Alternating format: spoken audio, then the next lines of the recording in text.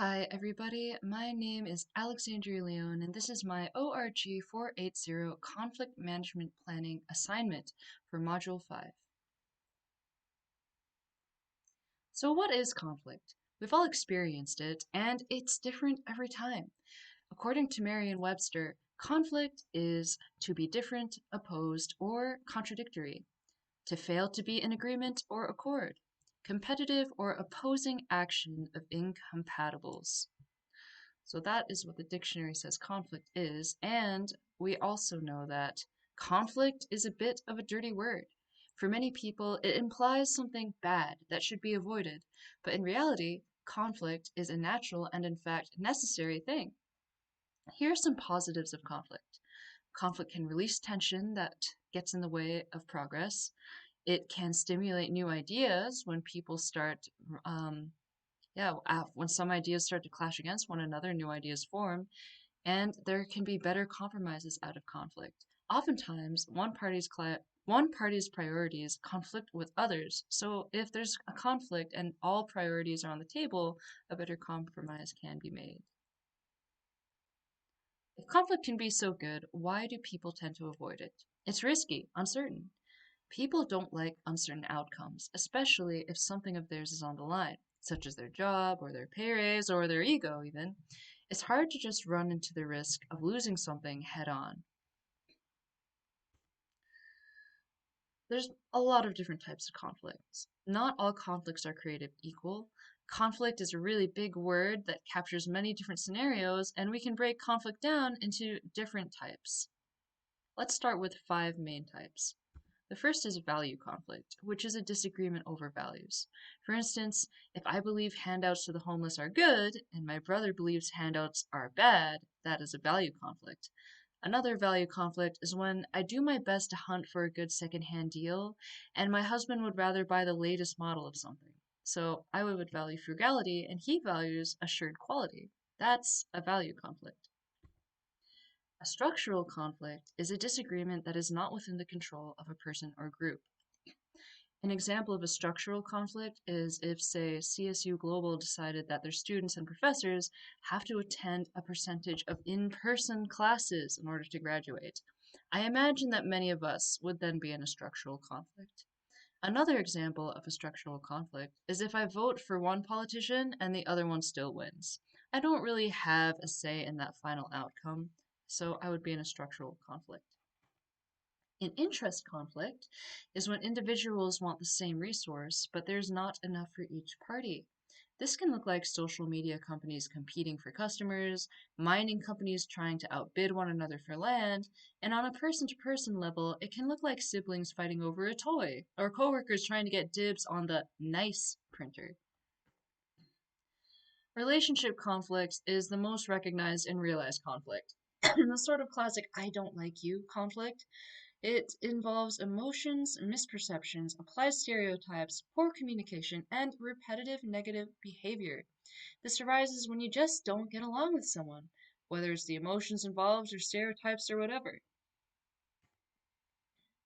The last of these 5 is data conflicts, which involve disagreements over differing views, interpretation of data, differences in relevancy, or a different interpretation of procedure. You can find data conflicts wherever data is involved. At home, my husband and I get into data conflicts over cooking.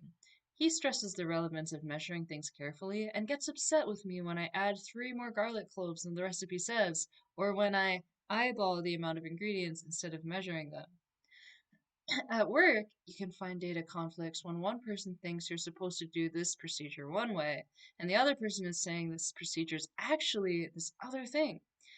These conflicts are usually accompanied by the phrase, "Does that really matter?" And then you can also split conflicts into 2 groups, and those are functional and dysfunctional, which is just to say a functional conflict results in some positive outcomes, such as coming to a compromise, and a dysfunctional conflict just has no positive outcomes. Everybody involved in a dysfunctional conflict has forgotten the greater goal of solving a problem and are more interested in harming the other party. So let's look at a real life scenario. Excuse me. Through all of my studying, I've noticed that so much of the business conflict advice is helpful for marriage conflicts. And I'm a young wife, so it's always helpful getting any sort of advice.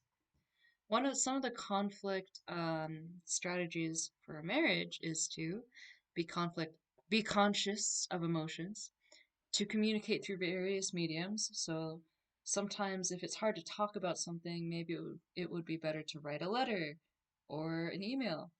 To remember the greater goal, that's always important, and not to get caught up in little things, and not to shy away from mediation if it's necessary, and to understand that conflicts are an opportunity for meaningful solutions. These are all very important, and is very applicable to anything outside of marriage, such as a business conflict. One of the biggest things you can do is practice active listening. Active listening is one of the most powerful tools in any communication practice, and especially in conflict communication. It involves reading verbal and nonverbal signs, so body language, anything else, along with the words. It involves hearing, listening to understand and not to respond, deciphering what is meant from the message, especially what is not explicitly said. You have to be able to decipher what they're trying to say, remembering what was said, thinking critically about what was said, what they meant to say, thinking about the context of the message, the state of the messenger, the medium, how it all plays together, and then finally answering them and providing feedback. So asking what or how, and definitely not why. So, what and how questions include things like, what are you trying to get out of this? How do you intend on doing this? Instead of, why do you think this is important?